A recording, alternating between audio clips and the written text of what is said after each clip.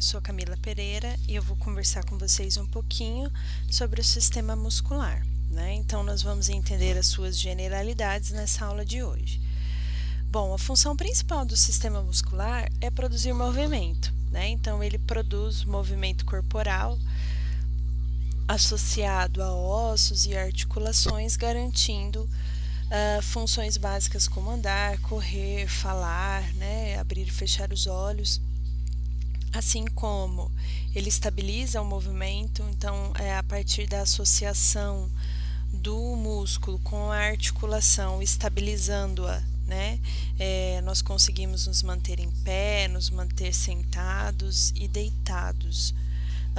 Uma outra função do sistema muscular é garantir o volume, né, de substâncias dentro dos órgãos. Então, eu vou citar aqui como exemplo o sistema digestivo, falando do estômago, né, onde o bolo alimentar que foi ingerido, né, e que entra dentro dele passa por um processo de digestão, né, através de substâncias enzimáticas dentro do órgão, e que depois desse processo de digestão ele é transportado, né, ele acaba sendo direcionado para o intestino delgado, onde a digestão finaliza. Porém, esse volume digerido, ele não é automaticamente transportado do estômago para o intestino. Existe, né, na porção final do estômago um músculo esfinctérico que controla a saída dessa substância de dentro do estômago para o intestino, né? Auxilia também numa digestão completa, tá? Numa digestão eficiente, além de garantir a quantidade de volume de substâncias dentro do órgão. E só para a gente terminar um pouquinho desse esmiuçado fisiológico, né, bem básico, o músculo ele também tem uma função na manutenção da temperatura corporal, né? Porque o que tem a ver o músculo com a temperatura? Bom, quando ele contrai, ele gera muito calor, né? Parte desse calor é absorvido e parte desse calor é utilizado pelo corpo, né, na manutenção da temperatura. Por isso que no frio nós acabamos tremendo mais, né, para garantir que a temperatura corporal ela acabe se mantendo. Como todo e qualquer tecido, o sistema muscular ele é formado, né, por unidades básicas que nós chamamos de células, né? Então, o termo célula nada mais é do que a unidade fundamental de todo o tecido. O que diferencia a célula muscular é que ela tem uma forma cilíndrica, né? Então, diferentemente das outras células que nós temos no nosso corpo, a célula muscular ela é cilíndrica, ela é alongada, ela mede de 1 a 3 centímetros de comprimento e ela apresenta multinúcleos, né? Ela tem mais de um núcleo no interior do seu citoplasma. A célula muscular ela recebe a nomenclatura de fibra muscular. Então, o músculo ele tem como unidade básica no seu tecido a fibra muscular. Desta forma, as fibras musculares que se agrupam, ela origina essa região avermelhada, né, que eu estou indicando aqui no cursor, chamada de ventre muscular. Então, uma das partes do músculo é o ventre, né, o ventre muscular onde a contração acontece.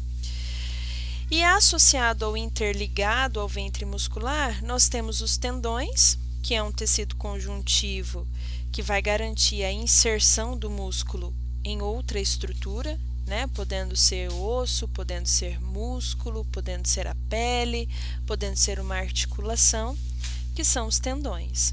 Então, nós temos um tendão proximal, usando sempre a raiz como ponto de referência, e um tendão que é distal, tá?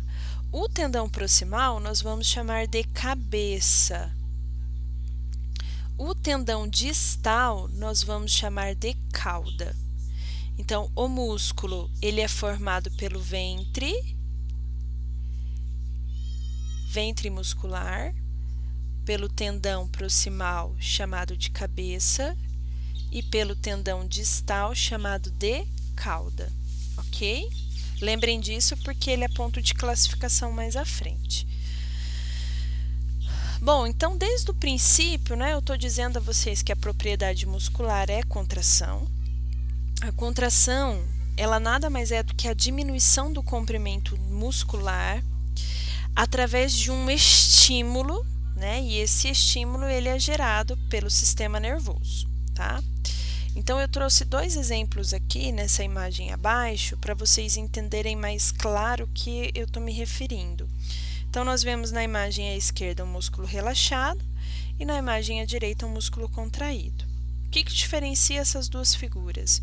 Nós vemos que o músculo contraído ele tem ele é um pouco menor do que o músculo relaxado, né?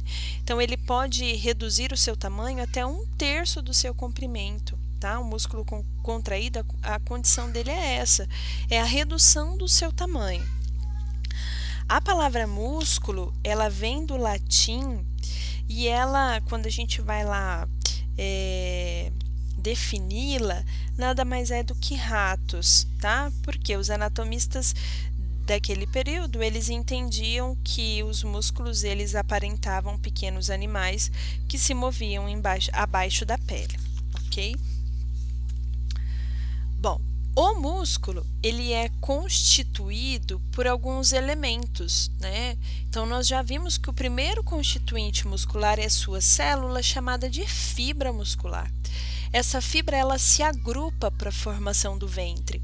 E esse agrupamento, ele apresenta um escalonamento, né, dentro desse tecido. Então, vamos entender mais ou menos de dentro para fora como esse músculo ele se organiza. Primeiro, uma fibra muscular, né, uma única, ela é envolvida por um tecido conjuntivo chamado de endomísio. Então, cada fibra muscular que forma um ventre muscular tem um tecido de revestimento que é o endomísio, tá? Essas fibras musculares individuais, elas vão se agrupar em cerca de 10 até 100 fibras musculares, formando essa estrutura que nós vemos aqui, ó, que é chamado de fascículo. Então, esse grupo de fibras que forma o fascículo é envolto por um tecido conjuntivo chamado de perimísio. Os fascículos, por sua vez, se agrupam e são envoltos por um terceiro tecido conjuntivo chamado de epimísio. Nesse momento, o agrupamento desses fascículos dão a origem ao ventre muscular, tá? E nós vamos ver ainda que o ventre muscular, ele vai ser envolto por um quarto tipo de tecido conjuntivo, que é a fáscia muscular, tá? A fáscia muscular, ela pode envolver um único músculo, ela pode envolver um grupo de músculos, tá? Independentemente, certo? Dentro ainda dessas particularidades do sistema muscular, nós vamos ver que existem alguns músculos que apresentam particularidades, né? Essas particularidades garantem à musculatura uma estratégia diferente em algumas regiões. Então, músculos em forma de lâmina, nós vamos defini-los como aponeuroses, né? Então, são particularidades dentro do sistema muscular. Então, a aponeurose, ele é um músculo plano, né? E que se insere por intermédio de uma lâmina de tecido conjuntivo no seu tendão, que é bastante resistente. Então, é uma aponeurose, né? A aponeurose nada mais é do que um músculo com um tendão em forma de lâmina, tá? E o seu músculo, ele é do tipo plano. Histologicamente, nós vamos entender, né, que o músculo constituído pelas fibras, as suas fibras, elas são alongadas, elas podem medir lá de 1 a 3 centímetros de comprimento, que elas são multinucleadas e que elas apresentam características diferenciadas dependendo no músculo na qual ela está inserida. Por exemplo, tá? Nessas duas imagens que nós vemos acima, ó, as fibras musculares, elas apresentam linhas transversas, né? Definindo esses músculos como estriados, e que na figura abaixo nós vemos as fibras musculares sem nenhuma linha, né, transversa. Então nós chamamos esse músculo de liso e esses músculos de estriado. As fibras estriadas, elas constituem os músculos que se movimentam de acordo com a vontade própria, tá? É um músculo que contrai-se de forma voluntária. Por exemplo, o músculo estriado esquelético, que são aqueles músculos que se inserem nos ossos, em outras articulações, em outros músculos, né? Nós pensamos para executar um movimento. Por exemplo, eu penso quando eu quero correr, quando eu quero andar, quando eu quero comer, né? Então, eu estimulo a movimentação desses músculos, certo? Através de contrações rápidas que atendem à vida de relação. As fibras lisas, elas já são encontradas dentro dos órgãos, nas paredes dos vasos, né? Do aparelho digestivo, respiratório, genital e urinário. Essas fibras, elas se contraem de forma lenta, tá? E elas são independentes da nossa vontade. Quem estimula, né, a mobilidade muscular desse tecido é o sistema nervoso autônomo, né? É aquele que a gente não pensa para executar. Então, quando nós ingerimos um alimento, o estômago ele produz uma sistemática de digestão que nós não precisamos pensar para ele digerir, né? Eu não penso quando eu acho que o meu quimo, né, que o meu bolo alimentar que chegou no estômago está pronto para ir para o intestino para absorver nutrientes. Essa estrutura ela acontece de forma autônoma, né? Eu não penso para as minhas veias movimentarem o sangue para voltar para o coração. Isso acontece de forma involuntária, tá?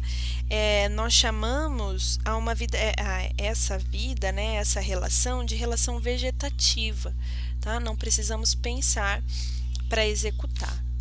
E o último exemplo, que também é um músculo estriado, que é uma grande exceção dentro do sistema muscular, que é o músculo estriado de forma cardíaca, né, que é exclusivo do coração. Ele forma basicamente o músculo miocárdio, né, nós só encontramos esse músculo nesse órgão. E esse músculo, embora ele seja estriado, ele é um músculo involuntário.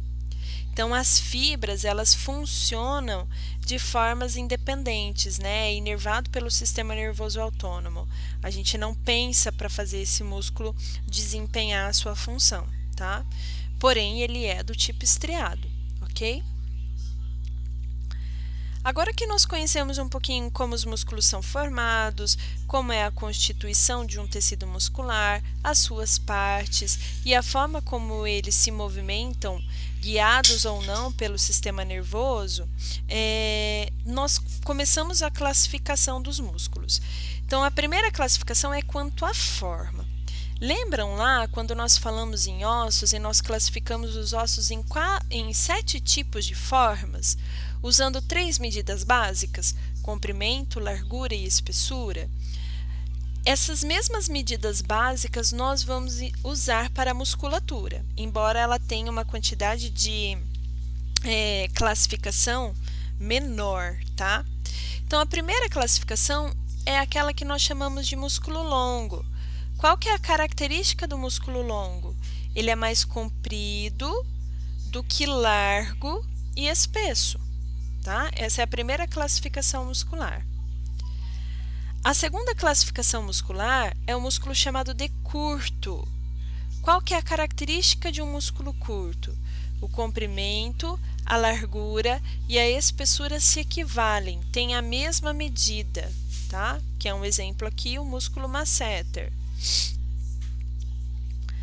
A terceira classificação são aqueles músculos que nós chamamos de largo. O que é um músculo largo? Então, ele é mais largo do que comprido e espesso, certo? A quarta classificação são aqueles músculos na qual as suas fibras elas são circulares, né?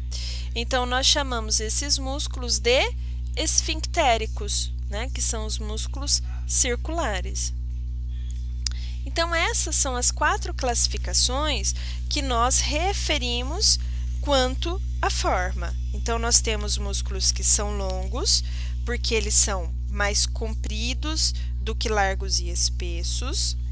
Nós temos músculos que são curtos, né? Porque o comprimento, a largura e a espessura se equivalem, são medidas muito parecidas. Nós temos músculos que são planos, né? Ou que também podem ser chamados de largos, onde a largura é maior, prevalece, né? O comprimento e a altura. E o músculo circular, que também é chamado de esfinctérico, que as fibras musculares elas estão dispostas de forma circular.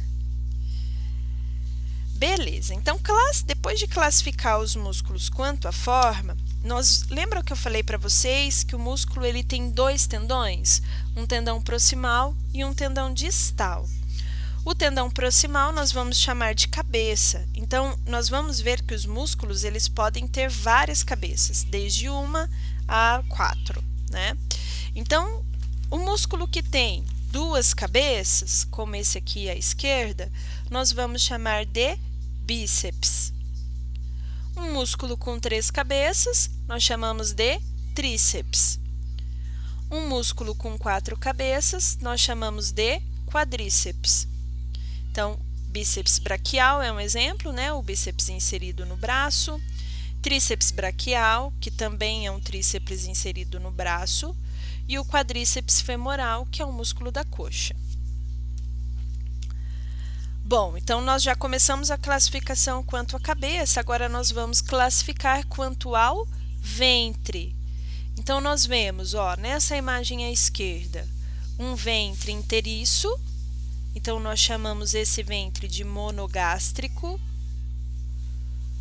Nós vemos nessa imagem do meio, né, no ventre, um tendão intermediário. Então, nós chamamos esse músculo de digástrico, porque ele tem 2 ventres, né?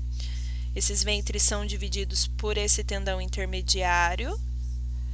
E nós vemos aqui na imagem à direita um músculo com 2 tendões intermediários, olhem, dividindo esse músculo em 3 ventres, 3 ou mais, né? Então, nós chamamos esse músculo de poligástrico, tá? Então, um músculo com um único ventre, monogástrico, com 2 ventres e um tendão intermediário, digástrico, com 3 ou mais ventres e mais de um tendão intermediário, poligástrico. Nós vamos classificar os músculos quanto à quantidade de caudas, ou seja, né, o tendão distal. Então, nós vemos esse músculo aqui, ó, esse monogástrico, um único tendão. Então, eu chamo esse músculo, né, com esse tendão dessa forma, de monocaudado. Nessa imagem lateral aqui, nós vemos um músculo que apresenta a sua cauda vários tendões, ó, indo um tendão para cada dedo do pé, estão vendo? Então, esse músculo nós vamos chamar de policaudado, tá? Quando a cauda tiver um único tendão, monocaudado. Quando a cauda tiver mais de um tendão, policaudado. Nós classificamos o músculo também quanto à sua inserção. O que significa a inserção? Inserção é onde o músculo se insere, né? Onde ele se fixa, na estrutura na qual ele está inserido.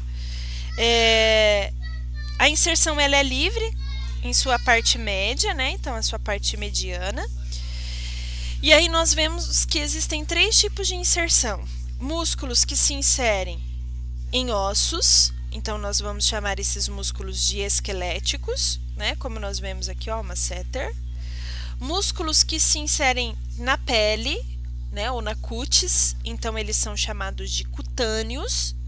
E músculos que têm a sua inserção nas articulações.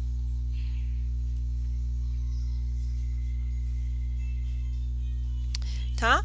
Os músculos que se inserem no esqueleto, eles vão garantir a mobilidade, né, das estruturas. Então, eles produzem o movimento, tá? De membros, né? Vamos pensar em membro superior e membro inferior.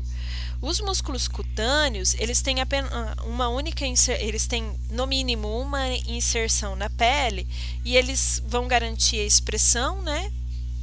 Ou a mímica, tá? No caso dos músculos faciais. E os músculos articulares que se inserem nas articulações, garantindo a sua estabilidade, né? Garantindo toda uma questão muscular que está inserido nas cápsulas articulares. Nós classificamos os músculos quanto ao tipo de movimento produzido, por um músculo ou por um grupo de músculos. Então, nós vamos dividir ele em dois tipos. Os músculos agonistas são aqueles músculos, é aquele músculo que vai gerar a contração, tá? Então, nós estamos vendo aqui, ó, bíceps braquial. Quando ele se contrai, ele gera flexão do antebraço, certo? Mas oposto a ele, ó, nessa imagem, nós vemos o músculo posterior, que é o tríceps braquial, que está relaxado, né? Então, ele está relaxado para que o bíceps consiga contrair. Então, um bíceps que contraiu, nós chamamos de músculo agonista. Ele executou o movimento, ele fez a flexão. Enquanto que o tríceps braquial, que estava relaxado, ele fez a extensão, ele estava relaxado, ele é um músculo antagonista, certo? Na imagem à direita, nós vemos o movimento extensão do antebraço. Olha, estendeu, tá? Para que esse movimento ele ocorresse, o bíceps braquial ele precisou relaxar, então ele passa a ser o antagonista, e o tríceps braquial ele contraiu para que o movimento acontecesse. Então ele é o agonista, tá? O antagonista e o agonista, eles sempre vão desempenhar movimentos que são contrários. Quando um músculo flexiona, né, eu vou chamar, quando ele contrai, eu o chamo de agonista. E o músculo oposto a ele que está relaxando, ele é o antagonista. Ele é o anta, né, da situação. Beleza? Nós vamos ver ainda que existem os músculos chamados de sinergistas, ou seja, são aqueles músculos que participam auxiliando a movimentação principal, tá? Ou estabilizando as articulações. Então, no mesmo tempo que os flexores e os extensores do punho, eles estão contraídos, mantém-se estável as articulações do punho e do cotovelo, tá? Então, no momento em que nós fazemos movimento de contração e flexão do punho, eu tenho uma articulação no cotovelo que precisa se manter estável, né? Ela não pode ter uma mobilidade, porque é muito difícil a gente conseguir fazer uma grande gama de movimentos, principalmente porque existem músculos que passam pelaquela região. Então, nós temos um músculo que é sinergista, que estabiliza aquela articulação, certo?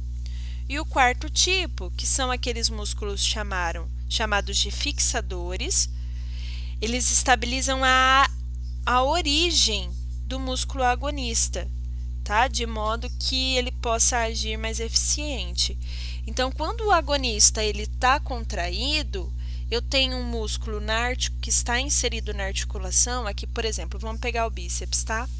Quando o bíceps está contraído, nós temos um músculo inserido lá na articulação, que é o deltoide, que auxilia no movimento do bíceps, impedindo que haja movimentação no ombro. Então, eu tenho um músculo que é fixador, tá? Então, ele, na verdade, estabiliza a parte proximal do músculo quando está gerando um movimento pelo agonista. Bom, entrando um pouquinho na nomenclatura, nós vamos classificar os músculos, né, em grande maioria, a partir da sua forma, da sua localização, da sua inserção, tá? E aí aqui eu trouxe alguns exemplos para que no momento em que nós entrarmos nas partes musculares, vocês tenham mais facilidade quanto à nomenclatura. Então, a primeira classificação é quanto à arquitetura. Nós vemos esse músculo aqui, ó. Estão vendo? Ele tem um semitendão no meio dele, certo? Estão vendo essa estrutura mais esbranquiçada aqui no meio do ventre? Então, eu chamo esse músculo de semitendíneo, certo? Esse músculo aqui, que eu já comentei sobre ele, ele está inserido no braço, né? Lá no húmero. Então, nós vamos chamar esse músculo de braquial.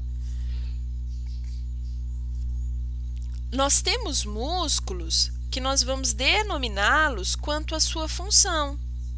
Então, nós vemos esse músculo aqui, ó, ele está inserido na escápula e ele promove a sua elevação.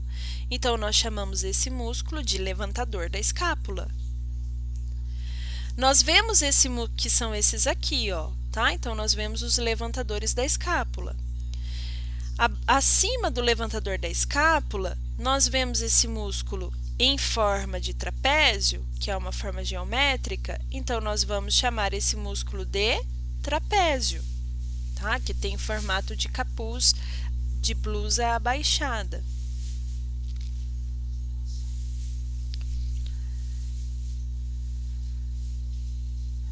Nós podemos classificar um músculo quanto ao número de suas cabeças, como nós já vimos mais à frente. Então, nós vemos aqui o bíceps, né? Bíceps braquial. Então, ele é bíceps porque ele tem duas cabeças e braquial porque ele está inserido no braço. Nós podemos classificar o músculo quanto à direção das fibras musculares, né? Então, nós vemos aqui, ó, os transversos do tórax, porque as suas fibras estão posicionadas de forma transversa.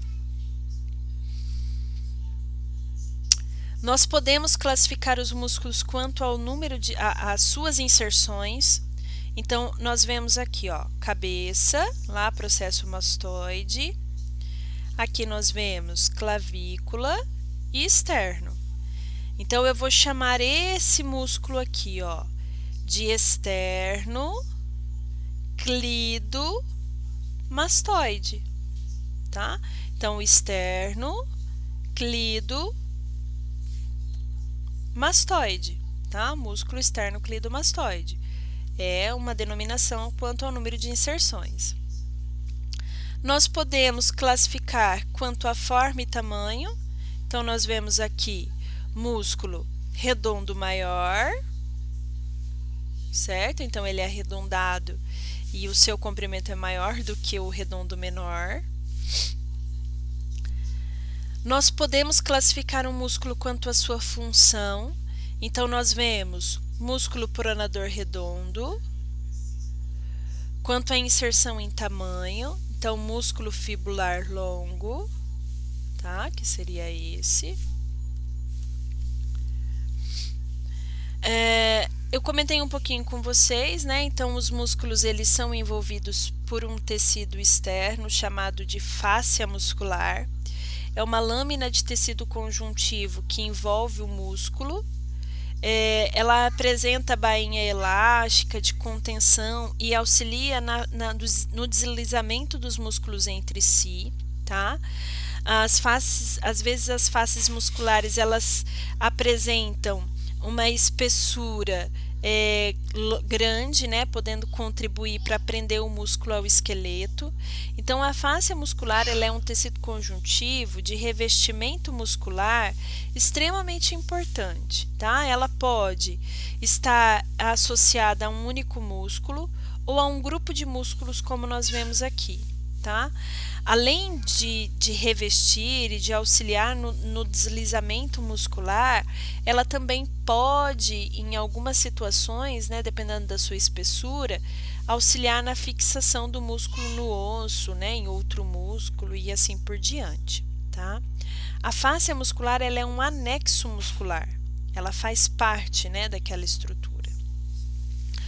Um segundo anexo muscular é o retináculo, tá? Ele também é formado por um tecido conjuntivo, que tem como finalidade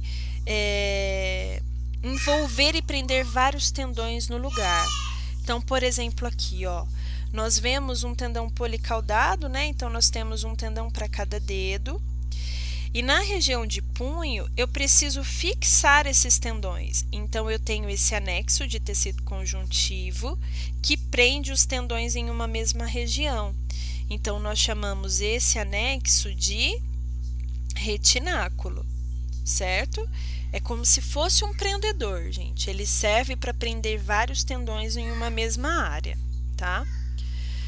O terceiro tipo de anexo muscular é a bainha, chamada de bainha sinovial, tá? Dos tendões. Então, qual é a característica dessa bainha? Ela também é formada por dois tipos de tecido, um tecido fibroso externo, né, que vai garantir resistência a essa capa protetora, e um tecido interno produtora de líquido chamado de bainha sinovial, tá? Então, nós vemos aqui o tendão, ó, estão vendo? O tendão, quando ele passa, quando ele fixa o músculo numa região rígida, ele sofre muito desgaste. Então, ele tem uma capa de revestimento que o protege, chamada de bainha sinovial dos tendões, tá? Então, o que nós vemos nessa imagem? Ó, nós vemos uma borda externa, branquinha, estão vendo? E uma bordinha interna, que está lá aderida ao tendão. Então, esse tecido externo, nós vamos chamar de bainha fibrosa dos tendões, tá? É formado por fibra. E por dentro dessa bainha fibrosa, nós temos uma bainha sinovial. Qual que é a função dessa bainha sinovial? Produzir o líquido sinovial, parecido com o que nós vimos em articulações. Esse líquido sinovial, ele vai garantir um amortecimento, né, no tendão, impedindo com que haja muito desgaste nessa área. E aí, se vocês olharem nessa imagem aqui, ó, além das bainhas sinoviais, nós também vemos o retináculo. Estão vendo esse tecido conjuntivo que está prendendo a bainha sinovial no osso, certo? Então, nós vemos nessa figura dois anexos musculares. Nós vamos ver ainda, né, que existem regiões de grande impacto que apresentam pequenas bolsas cheias de líquido sinovial, chamada de bolsa sinovial, que vão amortecer, né, o impacto desenvolvido entre o músculo e o osso na qual ele entra em contato, principalmente nos músculos esqueléticos. Quando há um processo inflamatório nessas bolsinhas, né, ou um extravasamento desse líquido, surgem as tendinites da vida, certo, gente? Por conta mesmo dessa característica de amortecimento de impacto. Bom, quando nós falamos em movimentos, os movimentos eles apresentam características, né, em relação às suas angulações. Então, os dois primeiros movimentos que eu trouxe aqui são o movimento de flexão. O que é a flexão? É quando eu tenho a aproximação entre dois elementos, podendo formar um ângulo de 90 graus, tá? Então, eu chamo isso de flexão. O oposto da flexão, que é o aumento do ângulo, nós vamos chamar o ângulo de 90, que passa a ter 180, nós chamamos de extensão, tá? É quando eu tenho distanciamento entre duas partes. E além da extensão, eu posso prolongar, né, essa extensão em alguns casos, como é o exemplo da mão aqui, né? Como é o exemplo da cabeça, ó, ultrapassa o ângulo de 180, né? Então, nós temos uma hiperextensão, certo? Então, quando eu falo em movimento, eu posso ter flexão, que é a aproximação entre dois membros, extensão, que é o distanciamento entre os dois membros, né, formando um ângulo de 180 graus, e fora os 180 graus eu posso ter pode ser ultrapassado, né, essa angulação, então o músculo passa a desenvolver uma hiperextensão. Nós ainda vemos dois movimentos, né, que são muito parecidos, e aqui nós precisamos ter muito cuidado, porque são palavras que só mudam por uma única letra, né? Então, o que é o movimento de adução? É um movimento de lateralidade que nós desempenhamos nos membros, onde eu distancio membro superior e membro inferior da linha mediana. Então, eu chamo esse movimento de abdução. Lembrem sempre, abdução. Então, abrir, tá? Abdução. Quando eu aproximo os membros, né, à linha mediana, nós chamamos esse movimento de adução. É o movimento de fechar. Isso pode acontecer com os dedos também, tá? Quando nós distanciamos um dedo do outro, nós chamamos esse movimento de abdução. Quando nós aproximamos, nós chamamos de adução, ok? O segundo movimento é o movimento chamado de rotação. A descrição de rotação é parecida com o que a gente já viu na geografia, né? Que é quando uma estrutura ela gira em torno do seu próprio eixo, tá? Então, eu trouxe como exemplo aqui a cabeça. Olha, né? Então, nós vemos a cabeça, eu posso girar ela para o lado direito, eu faço uma rotação lateral, e girar ela para o lado esquerdo, eu faço outra rotação lateral esquerda. Quando eu giro ela e fico de forma central, né? Então, eu venho da direção lateral novamente para a posição anatômica, ou seja, o nariz voltado para frente, eu estou fazendo uma rotação medial. Rotação lateral é quando o nariz vira para os lados, direito ou esquerdo. Rotação medial é quando o nariz que estava olhando para os lados olha novamente para frente, ok? O próximo movimento, chamado de pronação e supinação, ele se refere a membros, principalmente, tá? Então, a pronação é quando o nosso polegar ele está voltado para dentro, ele é medial, tá? A palma da mão está voltada para baixo. Então, pronação é quando eu executo um movimento de deslocamento do rádio sobre a ulna, trazendo a palma da mão para baixo. Então, eu tenho uma pronação, né? O meu dedão ele fica medial. Quando eu faço o movimento invertido, então o meu rádio ele desloca, né, para a posição natural dele, que é lateral, e o polegar vem para a lateral, eu tenho uma supinação. Então, pronação, palma da mão para baixo, supinação, palma da mão para cima. E aí, o último movimento que nós vemos nesse slide é um dos movimentos mais completos, né? Chamado de circundação, porque nós desempenhamos quase todos os movimentos na circundação. Pegue o seu braço, né? Rotaciona ele para trás, lateral, medial. Você vai fazer uma abdução, você vai rotacionar ele medialmente, lateralmente e você vai aduzir ele novamente. Tá? Então, a circundação é um movimento completo, é quando nós conseguimos fazer 360 graus com aquela estrutura. Tá? Eu estou rotacionando ela de uma forma mais amplificada. Nós vemos dois movimentos, né? Os próximos dois movimentos desse slide. Então, vamos usar a boca como exemplo. Quando nós estamos com a boca fechada, a nossa mandíbula está elevada. Aí aconteceu uma situação lá que você ficou de boca caída, né? Com aquela situação que era inesperada, você fez uma depressão da mandíbula, certo?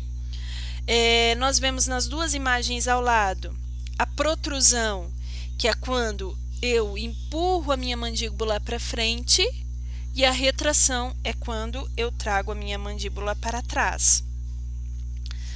Nós vemos os dois outros movimentos aqui, ó. A inversão do pé, né? Quando o hálux ou o polegar, ele é invertido para cima. E a eversão é quando o polegar é invertido para baixo e o dedo mínimo voltado para cima, tá? No pé, nós temos flexão plantar, quando nós nós temos flexão, dorsiflexão, conforme nós vemos aqui, ó, tá? Então, a flexão é uma elevação e a dorsiflexão é uma flexão exagerada. Desculpa, gente. Então, a dorsiflexão é quando nós elevamos o dorso do pé para próximo da perna, e a flexão plantar é quando nós distanciamos o dorso da perna, ok? Bom, pessoal, então nós finalizamos a nossa aula de generalidades do sistema muscular, tá? Eu deixei um materialzinho para vocês lá no NEAD, no Moodle, de algumas atividades que eram para ser feitas no decorrer, né, da nossa atividade no Moodle. Porém, essas atividades elas vão ser postergadas ou prorrogadas devido à nova orientação que nós tivemos em relação a videoaulas, tá? Então, quem já me mandou a atividade pode ficar despreocupado, porque ela realmente vai ser feita sim, porém não naquele prazo que foi definido, certo? Tenham uma boa noite, até logo, até a nossa próxima aula.